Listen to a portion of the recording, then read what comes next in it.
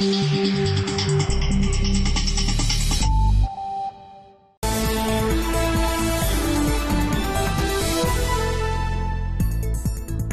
the Bundeswehr, a risk or an opportunity? In the interview, Chairman of the German Armed Forces Association, Colonel Ulrich Kirsch. Colonel Kirsch, the Bundeswehr is facing massive changes. Do you think this is an historic reform? It's definitely an historic reform. There have never been changes like these in the history of the Bundeswehr. Let's start with troop strength. The armed forces will be greatly reduced. How will that affect life in the Bundeswehr? At the moment, there's a lot of uncertainty. Naturally, everyone's asking how it will affect them and their base or their unit. And then people wonder how it will affect their families. You can't underestimate the importance of these questions, which are a great concern to our men and women in uniform right now. So it's a bit reassuring that we've decided on a figure of 180,000 to 185,000 troops. We've moved away from an operative minimum of 163,500, which the Chief of Staff suggested. On the other hand, if you decide on 180,000 to 185,000, you have to know exactly how you're going to pay for that. At the heart of this historic reform is the suspension, some would say abolition, of conscription. The Bundeswehr has always been a conscription force. How painful will this change be? It'll hurt the older ones more than the younger ones. I count myself among the older ones. Next year will be my 40th year of service.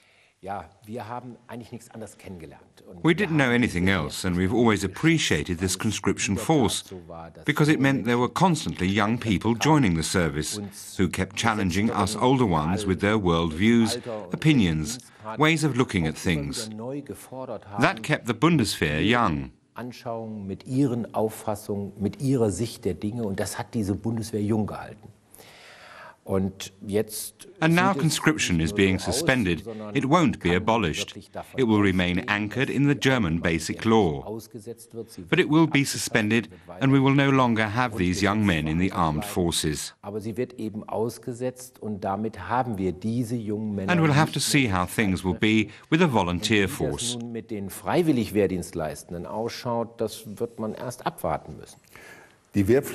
Conscription was, of course, also a pledge for the idea of a defending army.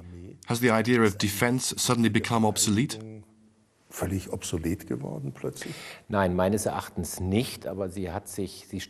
No, I don't believe so, but it looks different. There's the attitude that we're surrounded by friends, which several people have expressed, and it is in fact true.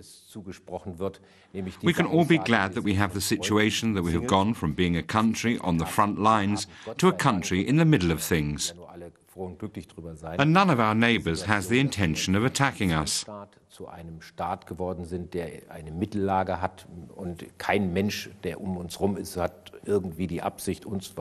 of course, we have to look at what the current challenges are.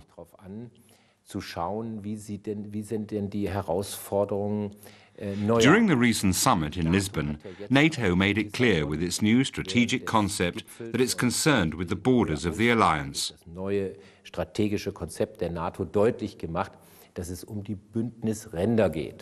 And I certainly understand the Eastern European countries that are now in NATO and who say, we assume the solidarity clause applies to us too, and that you will stand by us if something happens.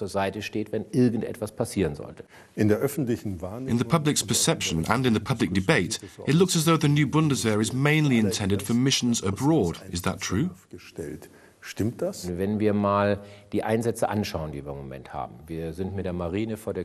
at the missions we have now, the Navy is off the coast of Lebanon and off the Horn of Africa, the Army is in Kosovo and Bosnia-Herzegovina, but mainly in Afghanistan, and then we have military observers in Sudan.